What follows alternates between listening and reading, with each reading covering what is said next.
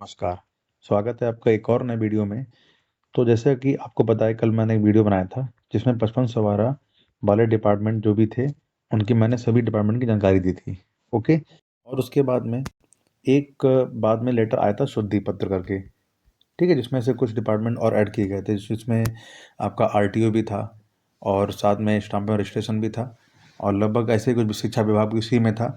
तो उस पीडीएफ की जानकारी भी आपको देनी थी। तो इस वीडियो में मैं उसी पुराने वाले वीडियो को अपलोड कर रहा हूँ दोबारा से, क्योंकि जो नए बच्चे हैं उन्होंने शायद वो वीडियो नहीं देखा है और बार बार मुझसे वो क्वेश्चन पूछते हैं कि भैया 5512 के डिपार्टमेंट के बारे में बता दो। तो शायद वो मेरा वीडियो ढूंढ नहीं पा रहे हैं, तो इसीलिए मैं वीडियो दोबारा फिर से अपलोड कर देता हूँ वो वाला भी।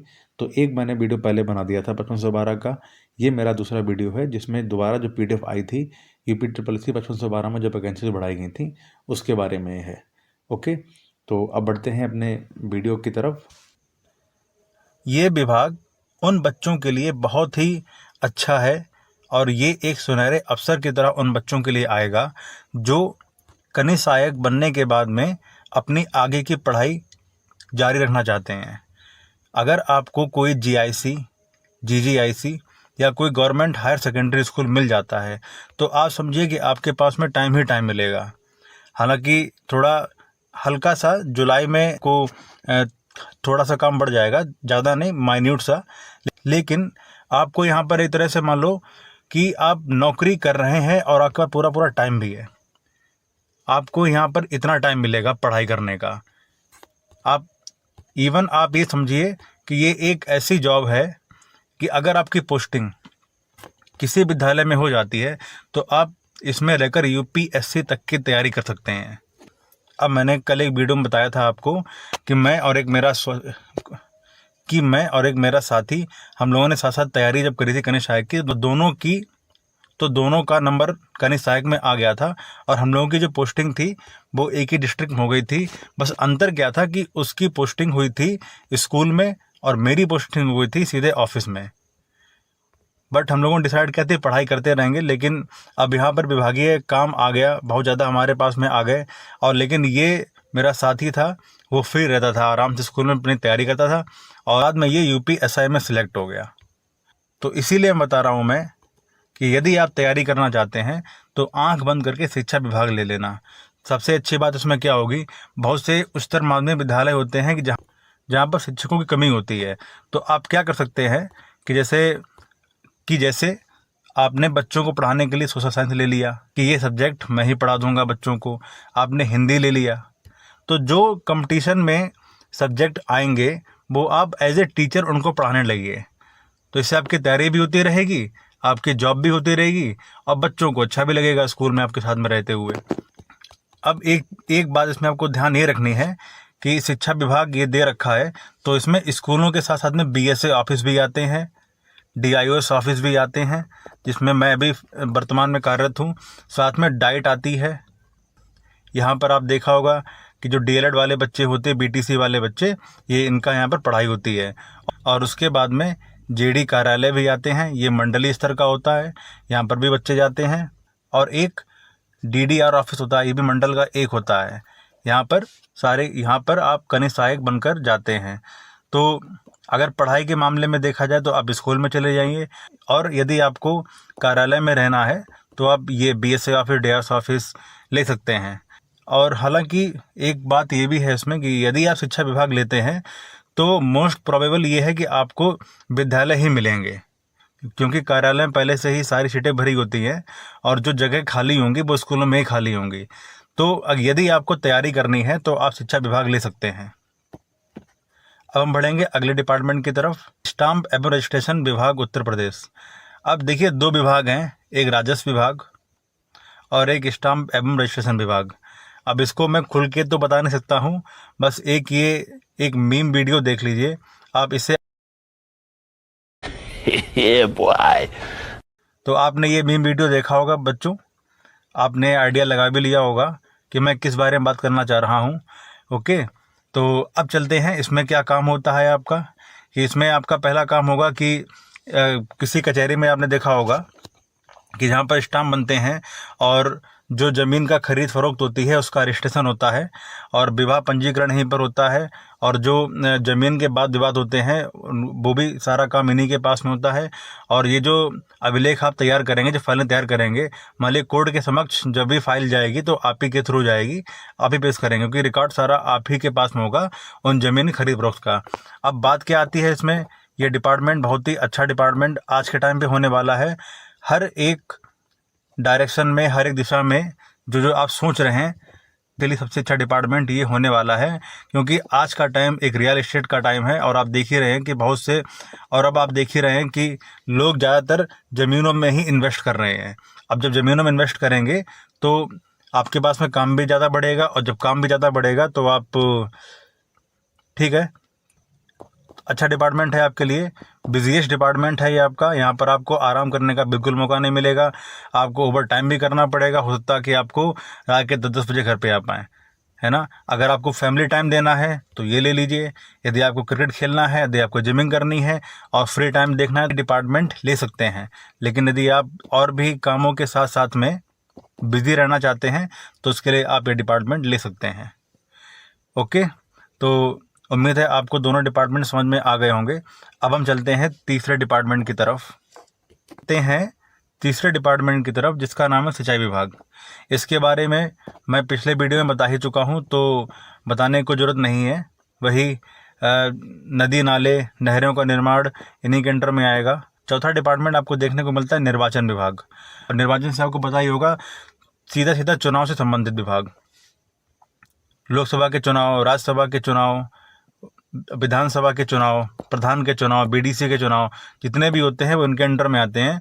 तो यहाँ पर और साथ साथ में जो नामावली बनती है, वोटर आईडी कार्ड बनते हैं, वो सारे काम इसी डिपार्टमेंट के अंडर में आते हैं। तो ये भी आपका एक बिजी डिपार्टमेंट रहने वाला है। आईडी कार्ड बनवाना, नाम में संशोधन करवाना, और उपचुनाव तो लगातार होते ही रहते हैं। तो ये सारे काम, अगर आप किसी जनपद में हैं तो ये सारे काम देखने को मिलेंगे आपको। तो ये एक आपके लिए बिजी डिपार्टमेंट रहने वाला है। ओके, अब बढ़ते हैं आगे। अब हम आते हैं पांचवें डिपार्टमेंट की तरफ, जिसका नाम है वन्य एवं वन्यजीव विभाग। पढ़ाई के लिए भी अच्छा खासा डिपार्टमेंट रहने वाला है ये, क्योंकि इसमें ज़्यादा काम आपको देखने को नहीं मिलेगा। अब आते हैं छठे डिपार्टमेंट पे, जो है भूमि अधिपत्य निदेशालय। ये एक राजस्व परिषद का ही एक कॉम्प्लीमेंट्री डिपार्टमेंट है। इसमें आपको क्या करना पड़ेगा, जैसे आपने देखा होगा कि यूपी में कितने सारे एक्सप्रेस वे बन रहे हैं। अब जब एक्सप्रेस वेज बनेंगे तो सरकारों को किसानों से ज़मीन लेनी पड़ेगी, भूमि लेनी पड़ेगी। तो अब ये भूमि अधिपत्य का काम ये डिपार्टमेंट करता है, और उस एरिया के हिसाब से उनको कितना मुआवजा देना है वो यही डिपार्टमेंट का काम है। ज़मीनों का अधिग्रहण करना और किसानों को सही मुआवजा मिल सके, ये सारा काम इसी डिपार्टमेंट का होता है। अब क्योंकि लगातार डेवलपमेंट हो रहा है, लगातार हाईवे बन रहे हैं, तो कहीं ना कहीं ये डिपार्टमेंट आपके लिए एक बिजी डिपार्टमेंट हो जाता है। और दूसरी बात ये, क्योंकि ये राजस्व परिषद से लगा हुआ डिपार्टमेंट है, तो ऑब्वियसली सी बात है ये एक आपको बिजी डिपार्टमेंट देखने को मिल सकता है। तो जो बच्चे पढ़ाई करने के मूड में हैं तो वो ये डिपार्टमेंट को इग्नोर ही कर सकते हैं, इसमें ना जाएं।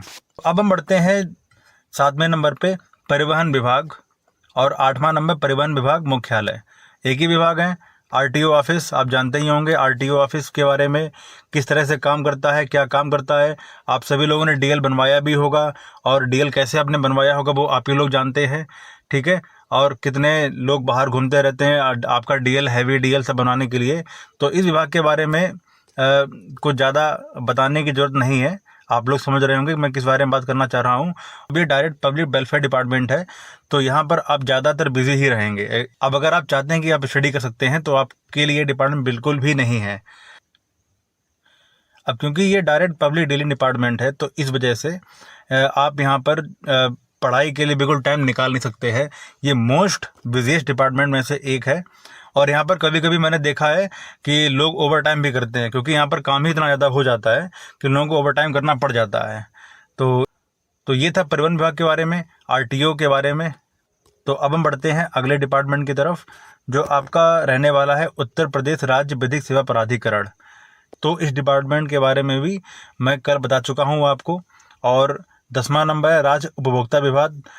अब इसके बारे में भी मैं आपको कल बता ही चुका हूँ कि किस तरह से कंज्यूमर वाले जो विवाद होते हैं वो इसी डिपार्टमेंट के अंडर में निपटाए जाते हैं। तो अब अगला डिपार्टमेंट आपको देखने को मिलता है पर्यटन विभाग। ज़्यादा यहाँ पर वर्कलोड नहीं है। अगर आपको आगे तैयारी करनी है तो उसके लिए ये डिपार्टमेंट काफ़ी अच्छा बन जाता है, क्योंकि पब्लिक डीलिंग डिपार्टमेंट ये है नहीं, तो इसमें ज़्यादा कुछ आपको वर्कलोड देखने को नहीं मिलता है। तो यदि आपको आगे की पढ़ाई करनी है तो आप ये डिपार्टमेंट ले सकते हैं। अब बढ़ते हैं अगले डिपार्टमेंट की तरफ। 12 नंबर पे दिव्यांगजन डिपार्टमेंट आता है। इसके बारे में कल आपको बता ही चुका हूँ। अब यहाँ पर आपको अगला डिपार्टमेंट देखने को मिलता है सहकारिता विभाग। अब ये एक नवनिर्मित डिपार्टमेंट है जो कि माननीय प्रधानमंत्री मोदी के द्वारा बनाया गया था, और इसके शायद सहकारिता मंत्री माननीय अमित शाह जी हैं। अब सहकारिता का मतलब आप तो जानते ही होंगे कि मिलजुल कर काम करना। अब सहकारिता विभाग का मुख्य लक्ष्य क्या होता है? गांव में जो ज़रूरतमंद किसान होते हैं उनको ऋण उपलब्ध करवाना इस डिपार्टमेंट का कार्य होता है, और अमीरी गरीबी का भेद मिटाना, सभी लोग आपस में मिलजुल कर काम करना। अब क्योंकि ये एक नया डिपार्टमेंट है, तो जब भी कोई नया डिपार्टमेंट बनता है तो उसमें वर्कलोड ज़्यादा होता ही होता है। अब ये डिपार्टमेंट डायरेक्ट लोगों के वेलफेयर से जुड़ा हुआ डिपार्टमेंट है। तो आप समझिए कि आप यदि इस डिपार्टमेंट पे जाते हैं तो आपको अपनी फैमिली के लिए भी टाइम नहीं मिलेगा। ये भी एक बिजी डिपार्टमेंट के तौर पे सामने आएगा ही आएगा, क्योंकि ये डिपार्टमेंट डायरेक्ट मज़दूरों के लिए, किसानों के लिए, कमज़ोरों के लिए बनाया गया है। तो यहाँ पर आपको पढ़ाई करने का मौका नहीं मिल पाएगा। ठीक है। उसके बाद में 15वें नंबर पे आपका आता है सिंचाई विभाग के बारे में पहले बता चुका हूँ। निर्वाचन विभाग, इसके बारे में बता चुका हूँ पहले। और स्टाम्प एवं रजिस्ट्रेशन विभाग, सारा आपको बता चुका हूँ उसके बारे में मैं। अब आते हैं वाणिज्य कर डिपार्टमेंट के बारे में, वाणिज्य कर अधिकरण के बारे में। अब वाणिज्य कर का मतलब होता है कॉमर्शियल टैक्स। आप समझ ही गए होंगे, जितने भी टैक्सेस वाले काम होंगे यूपी में वो सारे के सारे इसी के अंडर में आएंगे। अब क्योंकि यहाँ पर सारा कुछ अब ऑनलाइन हो रहा है, आपने देखा होगा ई टैक्स, ई कॉमर्स, है ना, ई पेमेंट और जेम पोर्टल, जाने क्या क्या चीज़ें आ गई हैं। तो अब क्या है कि सरकार चाहती है कि टैक्स की चोरी ज़्यादा ना हो, तो इसीलिए वो इन सारी चीज़ों को लेकर आ रही है डिपार्टमेंट्स में। अब हमारे डिपार्टमेंट में भी ई ऑफिस आने वाला है और जेम पोर्टल आ ही गया है। तो माना, क्योंकि अब आएगा आने वाला टाइम इंटरनेट वाला ही, ई वाला टाइम है, तो सारी की सारी सारी की सारी चीज़ें अब ऑनलाइन करी जा रही हैं। तो इस हिसाब, तो अब ये टैक्स भी ऑनलाइन ही किए जाएंगे। तो इस हिसाब से ये डिपार्टमेंट आगे चलकर बहुत ही बिजीएस्ट डिपार्टमेंट होने वाला है। और जो बच्चे पढ़ाई के पर्पज़ से जा रहे हैं तो ये डिपार्टमेंट उन बच्चों के लिए बिल्कुल भी नहीं है। अब क्योंकि जनरल ओबीसी की वैकेंसी नहीं है, केवल SC ST वालों की वैकेंसी है। तो ये आपका वाणिज्य कर के बारे में हो गया। अब अगला डिपार्टमेंट आपको देखने को मिलता है उत्तर प्रदेश राज्य विधिक सेवा। तो इसके बारे में आपको मैं कल बता ही चुका हूँ। तो बच्चों, ये थी 5512 के डिपार्टमेंट की विस्तृत जानकारी, जिसमें मैंने 2 PDF को कवर किया था आपको। एक पहले वाला PDF और ये दोबारा जब शुद्धि पत्र आया था, रिवाइज्ड आया था नोटिफिकेशन, ये मैंने दोनों वीडियो को बना दिया है। उम्मीद है आपको दोनों वीडियो पसंद आए होंगे, और ऐसे ही मेरे वीडियोस को लाइक सब्सक्राइब करते रहिएगा। अब मैं 1 या 2 दिन की बात है, थोड़ा वो बड़ा बन रहा है, जो भी 2702 वैकेंसीज आई हैं उनका वीडियो मैं फिलहाल बना रहा हूँ, क्योंकि थोड़ा सा उसमें 70 डिपार्टमेंट हैं, सभी की जानकारी को देना, और लगभग वो अब 1 घंटे के आसपास का वीडियो बना जा रहा है मेरा। तो थोड़ा सा मैं इसमें एडिट खुद कर रहा हूँ अपने आप से, तो मैं टाइम लग जाएगा, लेकिन शायद देखो मैं 2-3 दिन में वो वीडियो को आपको डाल दूंगा। ओके, तो ठीक है, अब मिलते हैं फिर से किसी नए वीडियो में। तब तक के लिए नमस्कार।